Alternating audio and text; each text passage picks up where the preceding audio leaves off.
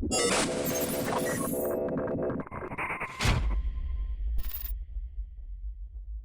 everybody, John Meadows here with Eugene T.O. all the way from Australia, and we're talking about training splits today. If there's one question that we get all the time, it's how do you set up a training split? Now, I've done videos in the past where people ask, how do you set up a split for naturals? How do you set up a split for people who are using performance enhancing drugs? And so what I want to do is kind of touch on some of the ideas I had in that video, because here's what it comes down to me. When you set up a split, my split may work great for Eugene, it may not. The split that he's using for himself may work great, it may not. What it comes down to is recovery. What we do know is that once a muscle is recovered, we should probably train it again. There's no reason if you trained a muscle on Monday and on Wednesday it's recovered that you should wait until the following Monday. On the other hand, if you train your muscle on Monday, but you force yourself into a high frequency split, and you got to train again on Wednesday, but it's still sore and your performance is going to be bad, it doesn't matter whether you're on drugs or not on drugs, that split is probably not optimal for you. So the first thing I would do is to say, if you want to get, so I'll touch on two things and I'll turn it over to you. The first thing you want to do is you want to make sure that your recovery is really good. So this comes down to the right amount of calories, how you structure your meals around training, are you sleeping, are you stressed out? All those things need to be in line so that you know you're recovering at your best. So that's number one. Number two, now let's say your recovery is as good as it's going to get. Now you have to look at, and the interesting thing about this is it can be different for each body part. Like you might train your legs, and they might be sore for 3 days, and you might train your back, and it might be sore for a day. You might feel great 2 or 3 days after training the back and ready to do it again, but maybe not on legs. So that's when it gets a whole another layer of, okay, now you got to really think about your training split, because I really like to train a muscle once I feel that it's recovered. If it's not recovered, the muscles, your nervous system is going to tell your muscle fibers to produce a certain amount of force, but there's all kinds of damage and things like that. You just can't produce the same amount of force. Just because you bench 225 for 10 on Monday, it doesn't mean you're going to be able to do 225 for 10 on Wednesday if you're sore. And I would say you won't be able to.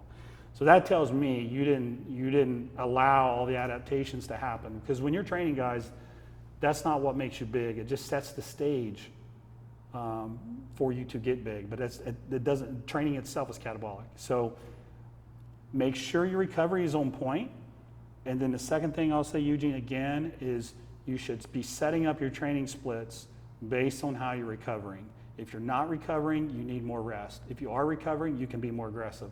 But that is the overriding idea that I like to approach it with people, as opposed to, well, are you natural or you're not natural? Or have you been training for 1 year or 10 years? Those things absolutely can come into play, but at the end of the day, it's how quickly can you train a muscle again. Mm-hmm, mm-hmm. Yeah, I like that. I think a lot of lifters, they're constantly in that pursuit of the perfect split. They're going to find the Holy Grail and they're going to follow it for the rest of their life. Say, oh, I do chest back on Monday, then I'm going to do back and shoulders on Wednesday, I'm going to do legs, and I'm going to do deadlifts on this day. I think that's how it's going to be for the rest of my life. But there never is going to be that perfect split. That's what you've really got to understand, is that there's always going to be a perfect split for you as you are right now. But that's going to change completely next week or the week after, or a month later, or a year later, even if it's perfect for you right now, because your recovery is always going to change. Your lifestyle is always going to change as well. So, and also your goals and your overarching whys behind why you're doing this certain type of training are going to change. So for example, you touched a lot on soreness and performance.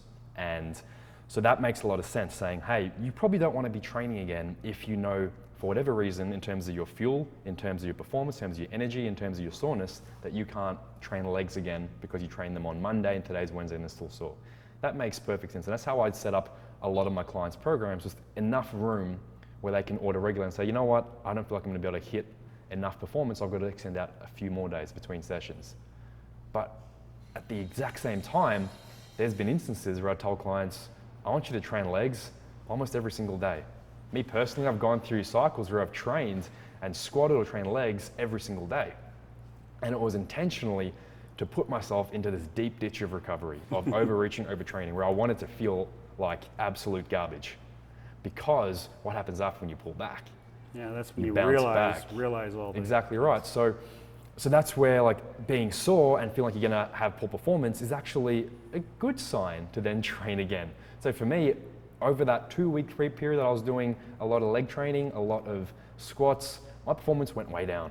From day 1 to day 14, it was going right down, and I felt terrible by the end of it. I wasn't sleeping, I felt edgy, and it was a bad time. But that was still the most perfect split for me because it was aligned with my goal and my intention of doing that. So when I took the next 2-3 weeks off from training legs, they blew up.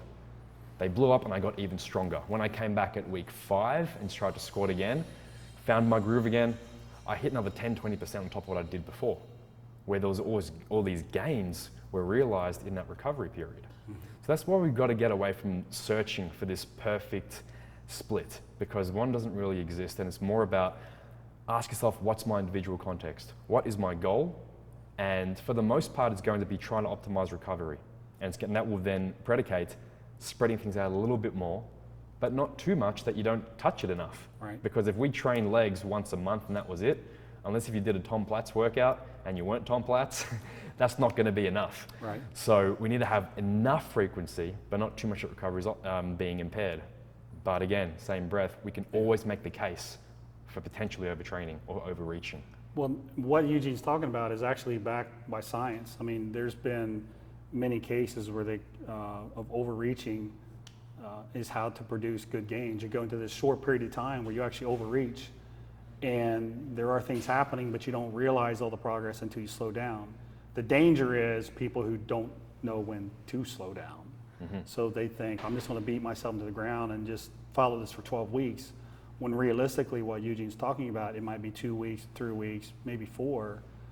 But so it's interesting to think about it that way too. So there's this angle of recovery, and there's this angle of super compensation for this planned, like.